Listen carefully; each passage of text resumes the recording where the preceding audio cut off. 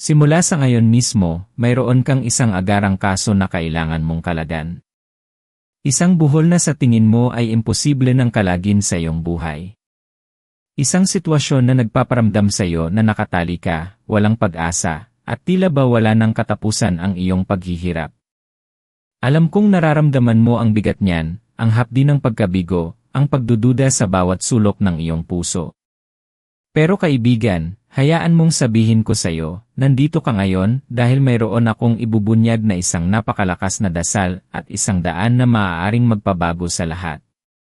Kung pakiramdam mo ay nasagad ka na, kung napuno ka na ng pag-aalala, kung gabi-gabi kang hindi makatulog dahil sa buhol na ito, then this message is airway. Hindi ito ordinaryong mensahe. Ito ay isang imbitasyon para sa isang pagbabagong buhay, para makita ang iyong imposibleng sitwasyon na maging posible, at para maranasan ang kapayapaan na matagal mo nang hinahanap. Maniwala ka, ang iyong pagdating dito ay hindi aksidente.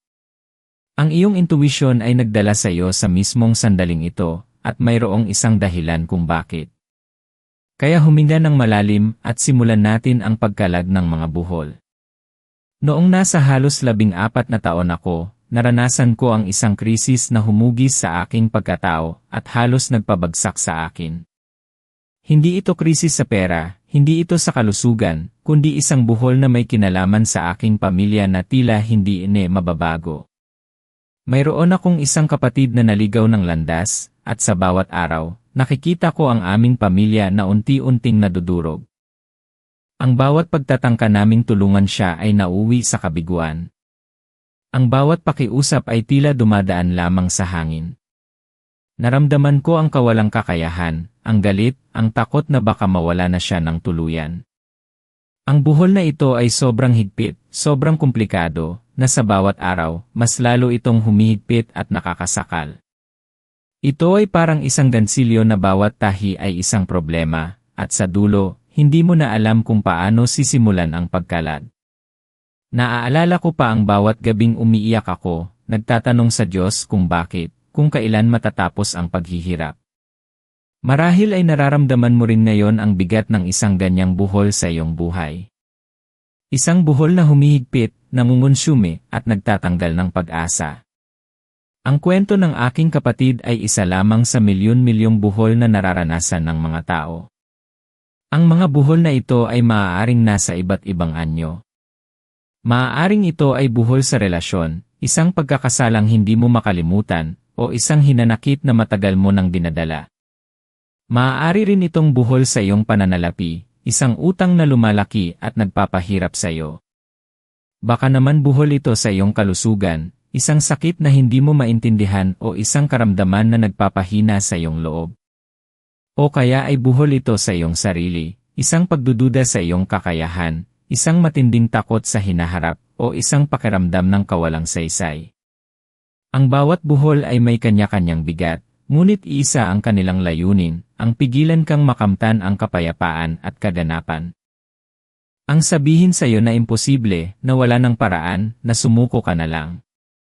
Pero narito ang isang katotohanan na kailangan mong yakapin ngayon mismo, hindi. Hindi totoo yan. Walang buhol na imposible sa paningin ng ating mahal na ina at ng ating Panginoon. At ipapaliwanag ko kung bakit.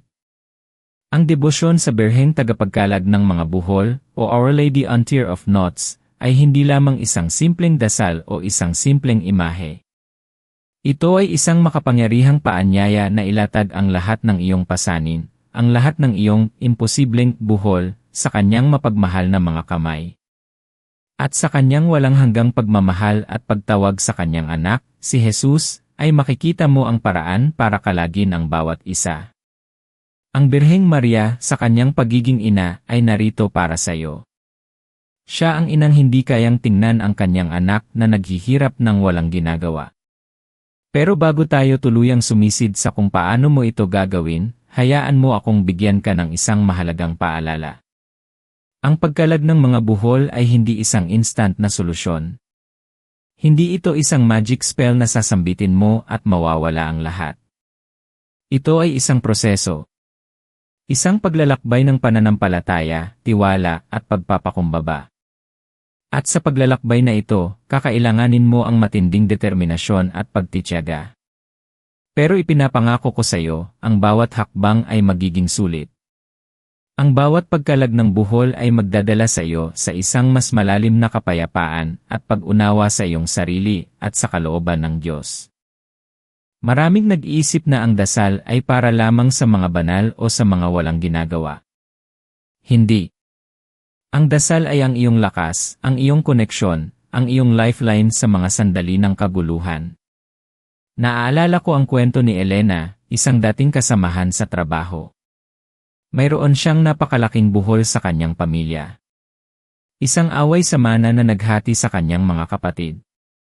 Umabot sa punto na hindi na sila nag-uusap sa loob ng halos 10 taon. 10 taon ng galit, hinanakit at matinding kalungkutan. Araw-araw, nakikita ko si Elena na malungkot, tila ba may mabigat siyang dinadala. Sabi niya sa akin, paano mo kakalagan ang buhol na gawa na ng galit at pride ng mga tao? Hindi na sila handang makinig. Ang kanyang sitwasyon ay tila isang matandang lubid na sobrang pinaghigpitan at nabulok na. Sa sobrang higpit, nasugatan na ang mga kamay ng sinumang sumubok kalagin ito. Ang kanilang pamilya ay nakakulong sa isang malalim na hukay ng pagdududa at kawalan ng tiwala. Ito ang dahilan kung bakit napakahalaga ng pananampalataya at pagtitiwala. Hindi tayo ang kakalag ng buhol. Tandaan mo iyan. Si Birheng Maria ang gaganap bilang tagapagkalag sa pamamagitan ng kapangyarihan ng kanyang anak. Ang ating papel ay ilatag ang buhol, ipagkatiwala ito, at magtiwala na mayroong magagawa ang Diyos sa mga bagay na hindi natin kayang gawin. At iyan ang susi. Ito ang pinakaunang hakbang sa pagkalag ng kahit na anong buhol sa iyong buhay. Iyan pagpapakumbaba. Ang pag-amin na hindi ko na ito kaya. Kailangan ko ng tulong. Kailangan ko ng aking ina. Kung hindi mo aaminin na kailangan mo ng tulong, mananatili kang nakatali sa iyong sariling kakayahan na may hangganan. Pero ang kapangyarihan ng Diyos sa pamamagitan ng Birheng Maria ay walang hanggan. Pero paano mo nga ba ilalatag ang pinakamabigat mong buhol sa Kanya? May isang paraan na hindi mo pa marahil alam, at iyan ang ibubunyag ko sa susunod na bahagi.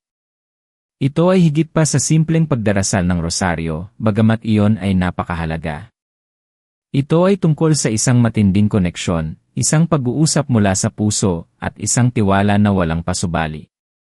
Ang mga buhol na ito ay sumasagisag sa mga problema natin sa buhay, mga alalahanin, mga pagsubok, mga kapintasan, mga takot, mga kawalang katiyakan, mga pagkakamali, o anumang gumagapos sa atin at humahadlang sa ating kalayaan at kapayapaan. Ang debosyon sa Birheng tagapagkalag ng mga buhol ay nagmula sa isang lumang tradisyon at naging popular sa Europa. May isang painting sa Germany na nagpapakita kay Birheng Maria na pinipigilan ang ulo ng ahas habang kinakalag ang mga buhol sa isang puting laso. Ang bawat buhol ay kumakatawan sa bawat problema, bawat pagsubok, bawat hamon sa ating buhay. Ang puting laso, sa kabilang banda, ay ang ating buhay mismo, o ang mga pangyayari sa ating buhay. Kapag ang buhay natin ay puno ng buhol, mahirap itong kalagin. Pero si Maria, bilang ina, ay handang tumulong sa atin. Nakikita niya ang ating paghihirap, at dahil sa kanyang malalim na pagmamahal sa atin bilang kanyang mga anak, ay namamagitan siya para kalagin ang mga buhol na ito sa ating buhay. Ang unang hakbang sa pagkalag ng buhol ay ang identification. Kailangan mong kilalanin kung ano ang buhol na yon. Hindi lang basta marami akong problema. Hindi yan sapat. Kailangan mong maging spesifiko. Isulat mo ito kung kinakailangan. Ang pagkilala sa buhol ay parang pagtingin sa isang komplikadong gansilyo at pagtukoy sa kung saan nag-umpisa ang pagkasira o ang pagkakabuhol. Ano ang ugat ng problemang ito? Ito ba ay pagdududa sa sarili? Isang hindi pagkakaunawaan sa pamilya? Isang lumang sugat na hindi pa gumagaling? Ang pagiging tapat sa sarili tungkol sa buhol na ito ay ang iyong unang panalo. Maraming tao ang nagtatago sa likod ng pagtanggi o pagpapanggap na okay lang sila. Pero kapag nagawa mong pangalanan ang buhol, nagagawa mo itong harapin. At kapag naiharap mo na, mas madali na itong maibigay kay Maria. Iyan, pangalawang hakbang ay ang pag-alok ng buhol na ito kay Birheng Maria. Dito papasok ang dasal. Pero hindi ito basta dasal na bibigkasin mo lang. Kailangan itong manggaling sa puso. Narito ang isang paraan, hanap ka ng tahimik na lugar. Mag-isa ka. Ilabas mo ang iyong puso. Hindi mo kailangang gumamit ng magagandang salita o komplikadong mga pananalita.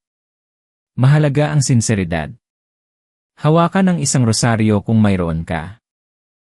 Huminga ng malalim at sabihin mo sa mahal na Birheng Maria, "Mahal na ina, nandito ako ngayon at inilalatag ko sa iyong mga paa, sa iyong mga kamay ang buhol na ito." At spesifiko mong pangalanan ang buhol na iyon. Sabihin mo ang detalye.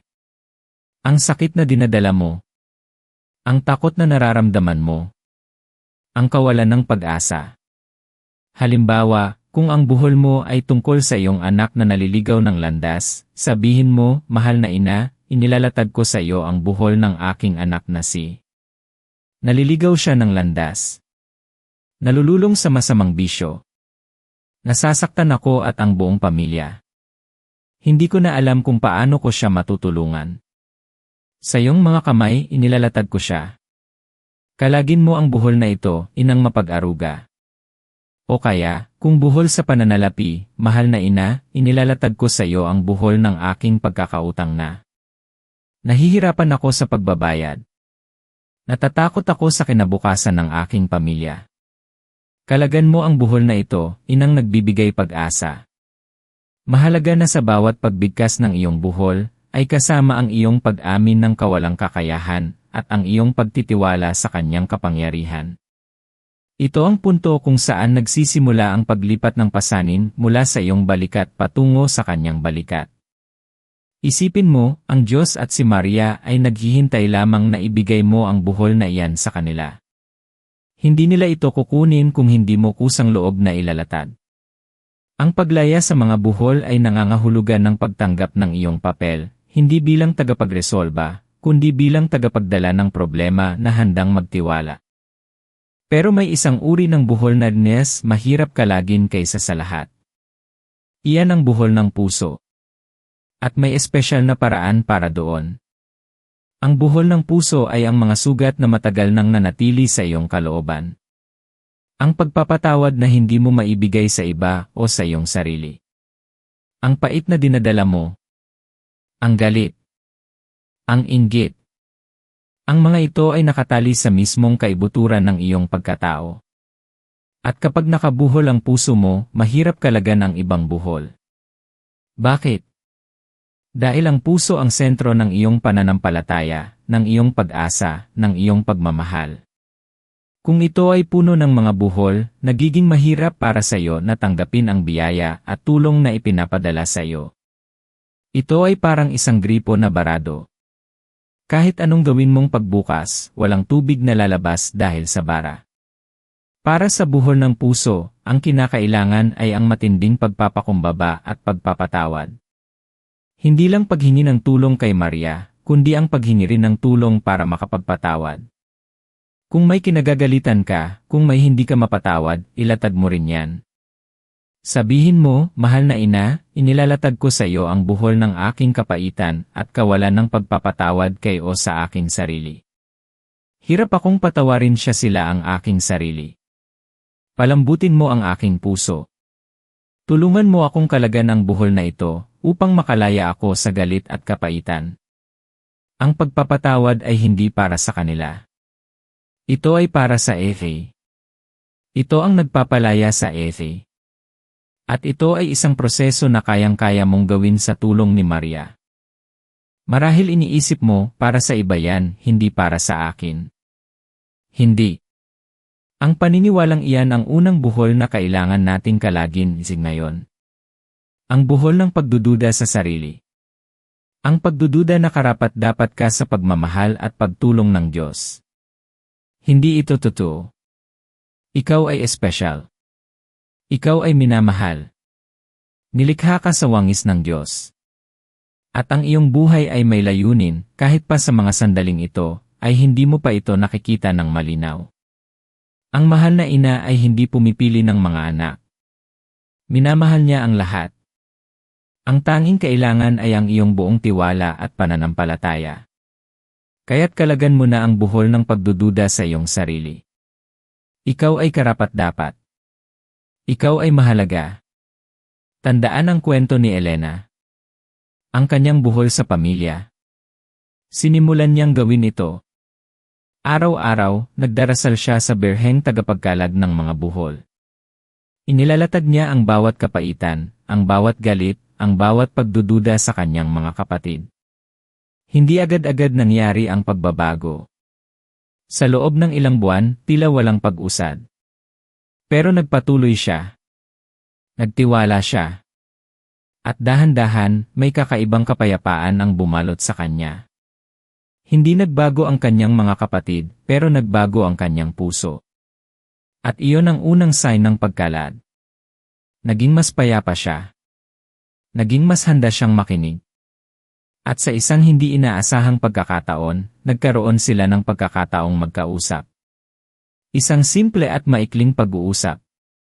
Hindi pa ganoon kabilis ang pagkalag ng buhol, pero nagkaroon ng simula.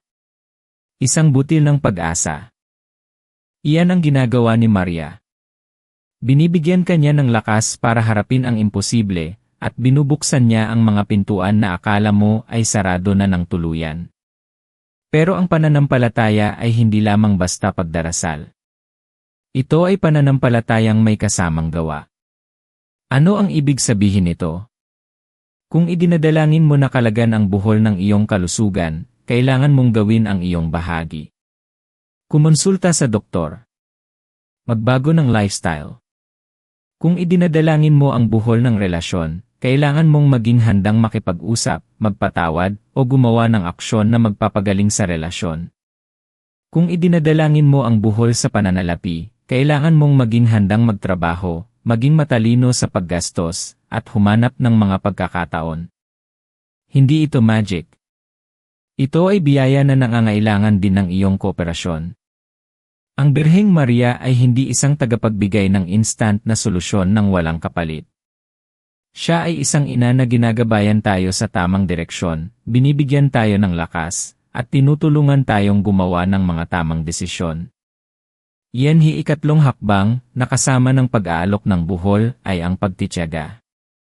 Ang mga buhol ay hindi nabubuo sa isang gabi. Kaya hindi rin sila makakalag sa isang gabi.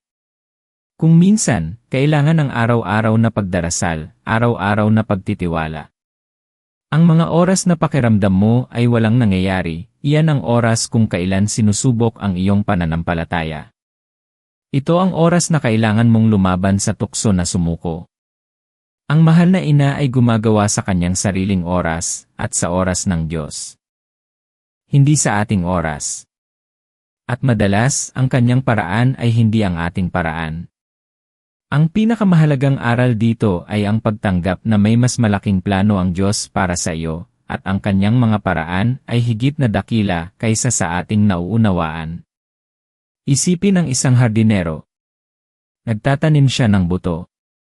Hindi niya ito hinuhukay kinabukasan para tingnan kung tumubo na. Alam niya na kailangan ng panahon, ang sikat ng araw, ang tubig, at ang tamang lupa. Ganito rin ang pagkalag ng buhol.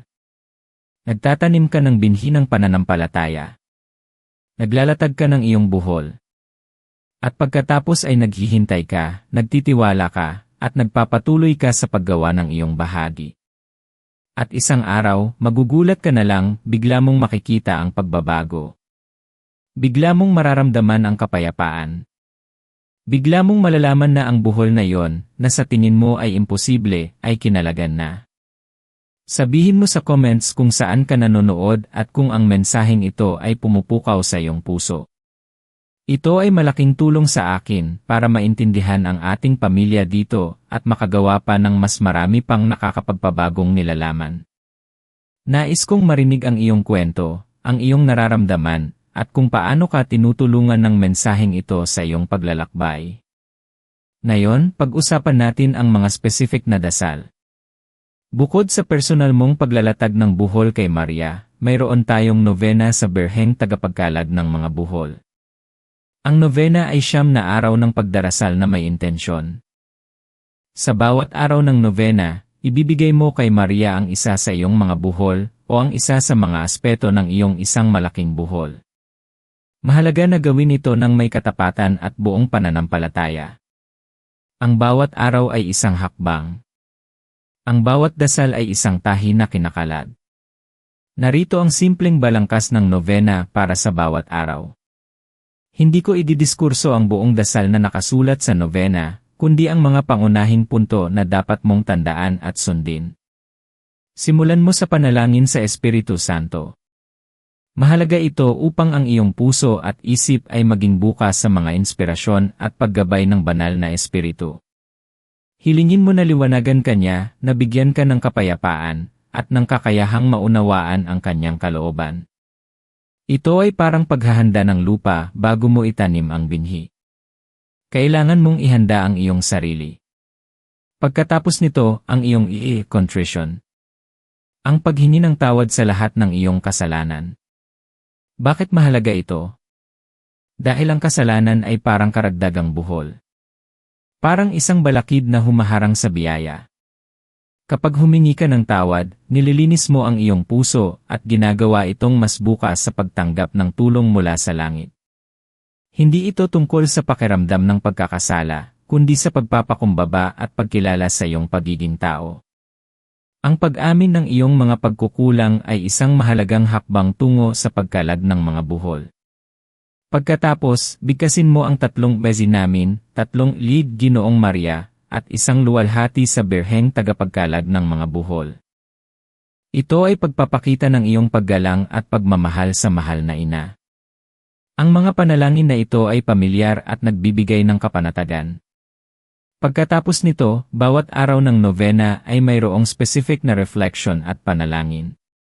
Ang mahalaga, sa bawat araw, ay isipin mo ang isang partikular na buhol sa iyong buhay. At sa sandaling iyon, ilalatag mo ito ng buong puso kay Birheng Maria. Kung may malaking buhol ka, maaari mong hatiin ang buhol na iyon sa 9 na maliliit na bahagi. Halimbawa, kung ang buhol mo ay financial, sa unang araw, maaaring ang buhol ay ang buhol ng kawalan ng trabaho. Sa ikalawang araw, ang buhol ng mga utang.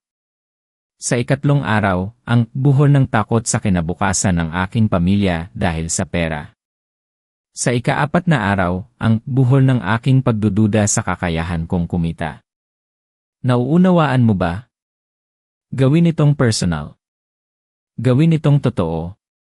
Pagkatapos ng bawat araw, tapusin mo ang nobena sa isang pangwakas na dasal sa mahal na ina. Magpasalamat ka sa kanya at magtiwala ka na kanyang diringgin ang iyong panalangin.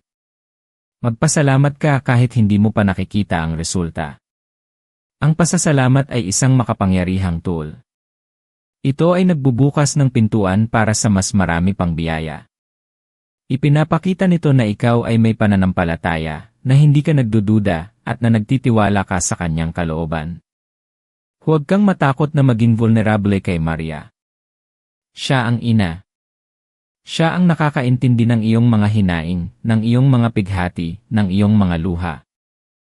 Kung nararamdaman mo ang kailangan mong umiyak habang ikaw ay nagdarasal, umiyak ka. Hindi ito kahinaan. Ito ay pagpapakita ng iyong matinding pananampalataya. Ang mga buhol na ito, kaibigan, ay hindi lamang mga problema na kailangan kalagan. Sila ay mga pagkakataon para sa paglago. Mga pagkakataon para mas lumalim ang iyong pananampalataya. Mga pagkakataon para mas makilala mo ang iyong sarili at ang Diyos. Ang bawat buhol na kinakalagan ay nag-iwan ng aral, isang markang nagpapaalala sa iyo ng kapangyarihan ng Diyos at ng pagmamahal ni Maria. Kung ang iyong kwento ay puno ng mga buhol, tandaan mo, hindi pa tapos ang iyong kwento.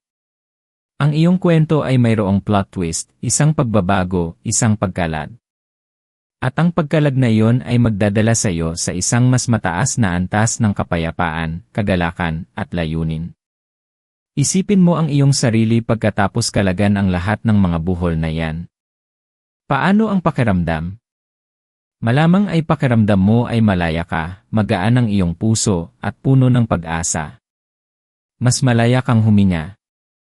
Mas malaya kang magdesisyon. Mas malaya kang mamuhay ng may kagalakan. Hindi ito isang pangarap na malayo. Ito ay isang posibilidad na naghihintay lamang sa iyong pananampalataya. Hindi ka lamang lumalabas sa iyong problema. Lumalabas ka bilang isang bago at mas malakas na ikaw. Mas may kakayahang harapin ang mga hamon. Mas may kakayahang magmahal. Mas may kakayahang maglingkod. Ang mahal na Birhen ay narito upang tulungan kang matuklasan ang iyong tunay na potensyal. Ang iyong potensyal na lumago, magbago, at maging isang ilaw sa iba. Dahil kapag nakalagan na ang iyong mga buhol, magkakaroon ka ng kakayahang tumulong sa iba na kalagan din ang kanilang mga buhol. Magiging isang buhay na patotoo ka ng kapangyarihan ng pananampalataya at ng pagmamahal ni Maria. Ang iyong kwento ng pagkalag ay magiging inspirasyon sa marami.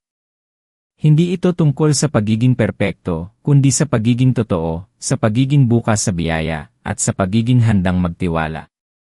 Ang iyong buhay ay isang mahalagang regalo. At hindi ito nararapat na nakatali sa mga buhol. Hindi ito nararapat na puno ng pag-aalala at takot. Ikaw ay ginawa para sa kagalakan, para sa kapayapaan, para sa pagmamahal.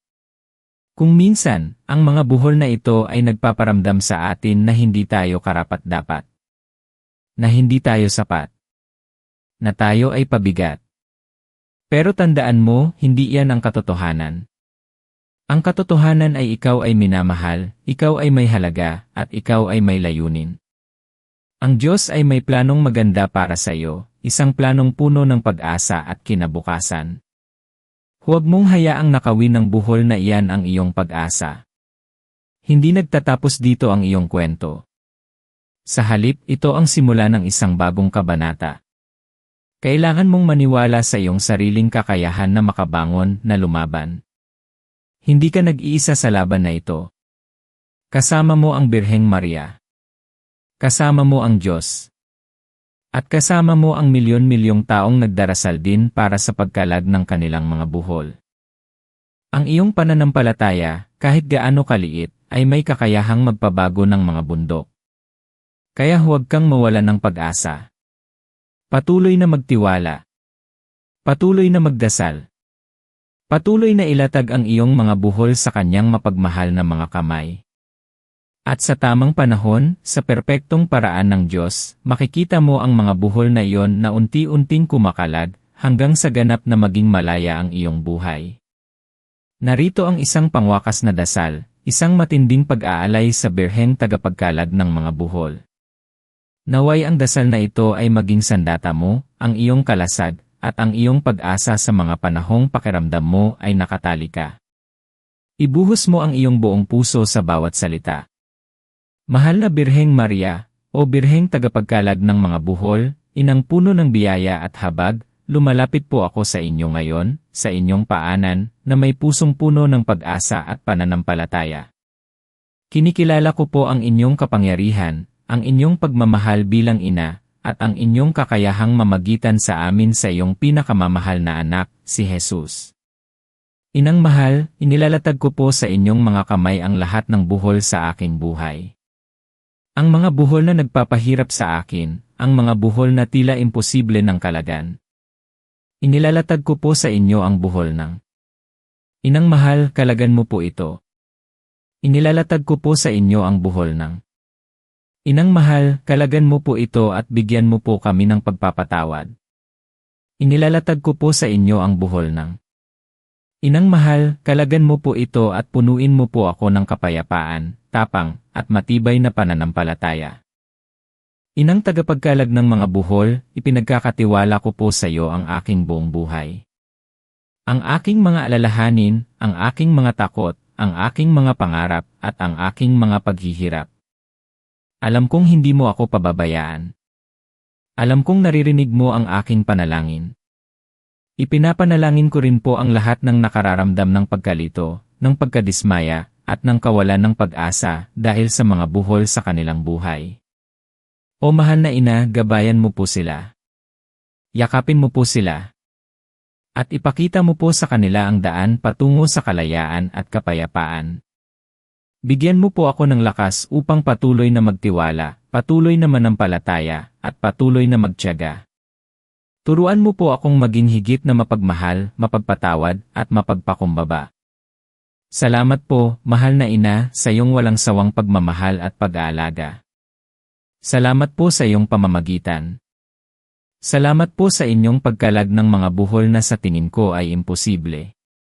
Naniniwala po ako na sa iyong tulong, sa tulong ng iyong anak, walang imposible. Huwag mo po kaming pababayaan, o Birheng tagapagkalag ng mga buhol.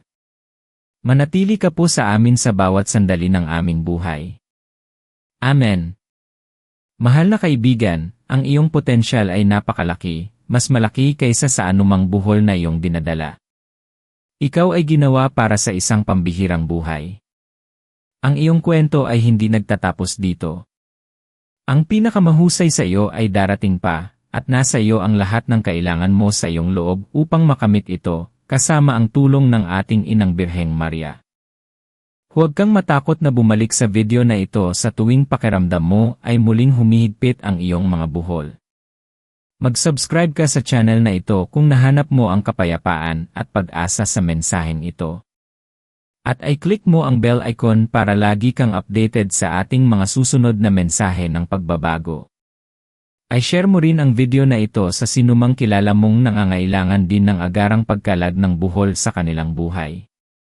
At sa huling pagkakataon, gusto kong marinig mo ito, ikaw ay minamahal, ikaw ay may halaga, at ang iyong mga buhol ay kayang kalagan. Manatili kang may pag-asa. Mahal ka ng Diyos. Mahal ka ng mahal na ina. Kaya mo ito.